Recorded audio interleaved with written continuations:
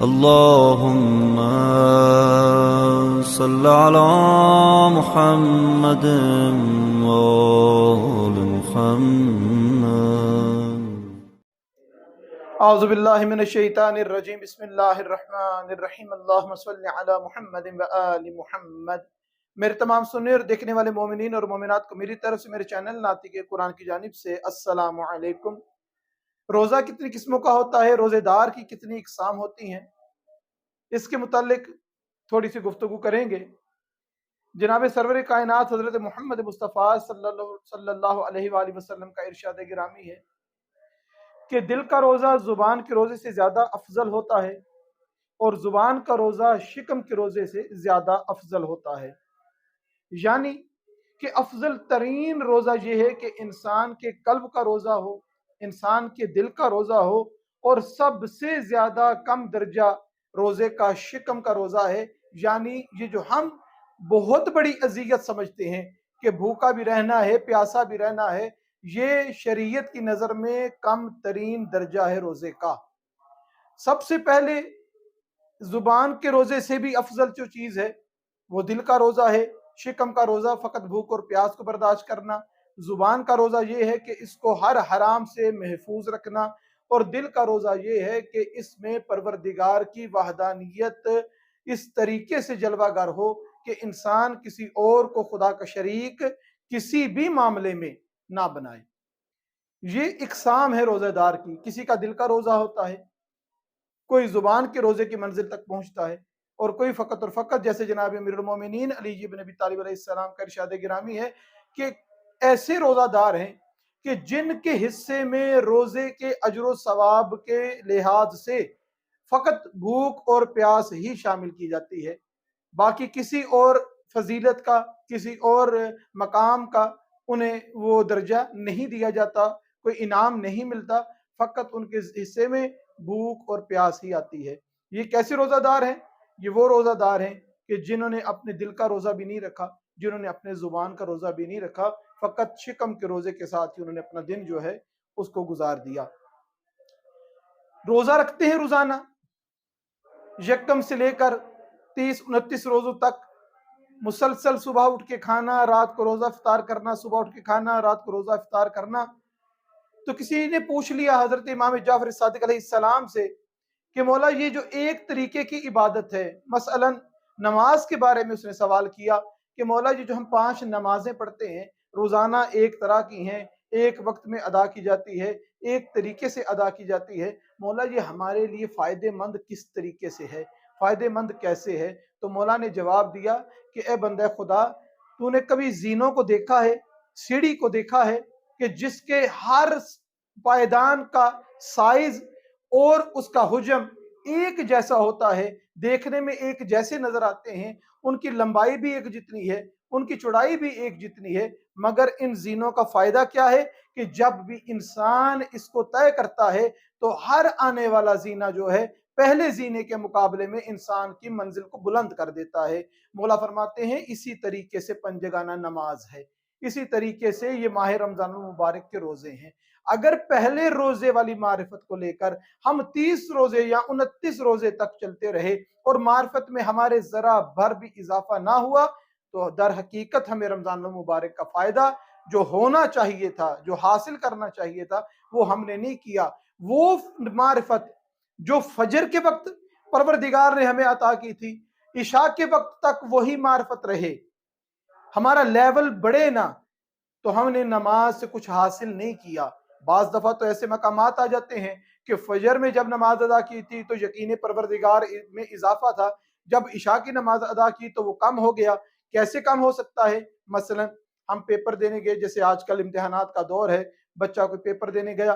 کوئی اپنے کاروبار پر گیا، کوئی بندہ اپنی مزدوری پر گیا. کاروبار والے کو فجر کی نماز میں پروردگار سے ہم کلام ہوتے ہوئے، فجر کی نماز میں مناجات کرتے ہوئے، طالب علم کو، مزدور کو پروردگار سے فجر تک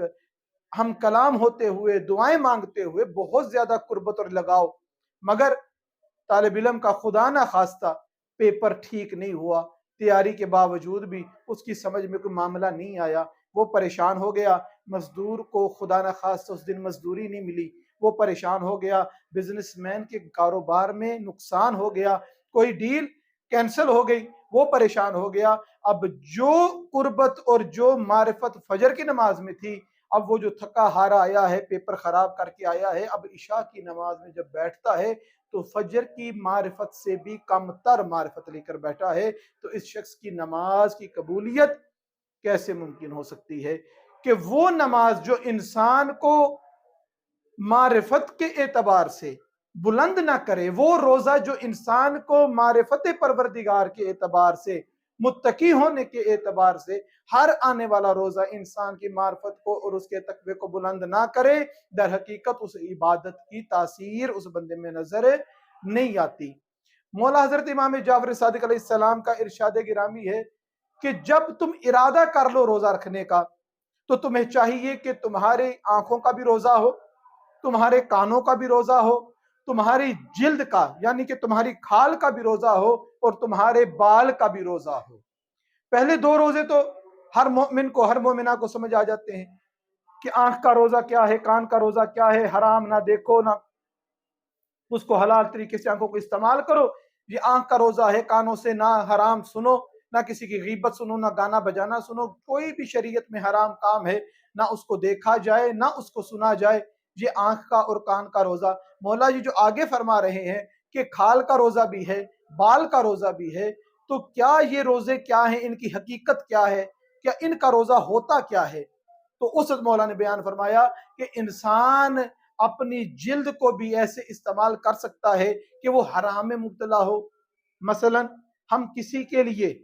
نامحرم کے لیے بنتے ہیں، سنورتے ہیں، اپنے آپ کو آراستہ کرتے ہیں، اپنے چہرے کو سجاتے ہیں، تو اپنے آپ کو، یا دوسرا ایک مطلب یہ بھی لے سکتے ہیں کہ جتنا پردہ خاتون پر واجب پروردگار نے کیا ہے، خاتون اتنا پردہ نہیں کرتی، کچھ گلے سے جھلکتا ہے، کچھ کلائیوں سے جھلکتا ہے، کچھ ماتھے کے بالوں سے، اور کچھ رخساروں کے دائیں بائیں سے جو جھلکتا ہے، جو شریعت میں جائز نہیں ہے کہ غیر محرم کی نگاہ اس پہ پڑے، تو یہ بنتا ہے آپ کی جلد کا روزہ اس وقت نہیں ہے، آپ کی کھال کا روزہ نہیں ہے۔ آپ نے اپنی کھال کی حفاظت، اپنی سکن کی حفاظت اپنے روزے میں نہیں کی، کہ جس طریقے سے میرے شکم کا روزہ ہے، میری آنکھ کا روزہ ہے، میرے کان کا روزہ ہے، میری زبان کا روزہ ہے، اسی طریقے سے میں اپنے جسم کو بھی ایسے ڈھانپ کے رکھوں کہ اس کو کوئی غیر محرم جو ہے، نامحرم جو ہے، وہ نہ دیکھ سکے۔ ہم نے جب اس کی رعایت نہیں کی، یہی حکم مردوں کے لیے ہے، ہم اپنے آپ کو نمایاں کرتے ہیں اس لیے کہ کوئی غیر محرم دیکھے ہماری طرف، تو ہم لوگ اپنے بازوؤں کو نمایاں کریں یا اپنے گریبان کے بٹن کھول دیں۔ یہ تمام معاملات اگر ہم ایسے کرتے ہیں تو یہ تمام چیزیں ہمارے روزے پر اثر انداز ہوتی ہیں، اور بقول فرمان حضرت امام جعفر صادق علیہ السلام کے کہ ہماری سکن کا روزہ، ہماری جلد کا روزہ شمار نہیں کیا جائے گا۔ اب رہ گیا بالوں کا روزہ، تو کیا کبھی کسی نے تصور کیا ہے کہ میں بال سنوار رہا ہوں اور پروردگار میرے نامہ اعمال میں گناہ درج کر دے؟ جی ایسے بے شک ہو سکتا ہے۔ کب کہ جب میں بال سنواروں کسی نامحرم کو دیکھتے ہوئے یا کسی نامحرم کو دکھانے کے لیے۔ اتنی روایات ملتی ہیں، اتنے واقعات ملتے ہیں کہ ایک عمل کی وجہ سے پروردگار نے اس جوان کے سب گناہوں کو معاف کر دیا، ایک عمل کی وجہ سے۔ وہ عمل کیا تھا؟ وہ کسی جگہ پر بیٹھا ہوا تھا، ایک خاتون جو اس کی طرف بڑی متوجہ تھی، اپنے شوہر کے ساتھ بیٹھی تھی، مگر دیکھ اس لڑکے کی طرف رہی تھی، تو اس نے غور کیا کہ ہو سکتا ہے کہ میرے بالوں کا جو سٹائل ہے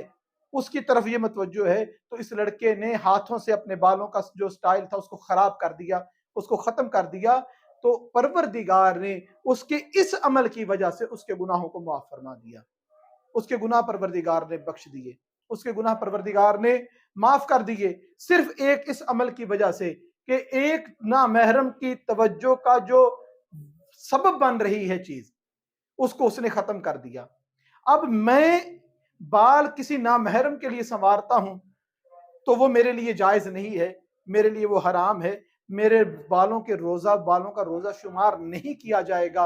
اور اگر یہی سنوارنا پروردگار کی ذات کے لیے ہو تو میرے بالوں میں کنگھا کرنا بھی عبادت ہوگا، میرے بالوں کو سنوارنا بھی عبادت میں شمار ہو جائے گا۔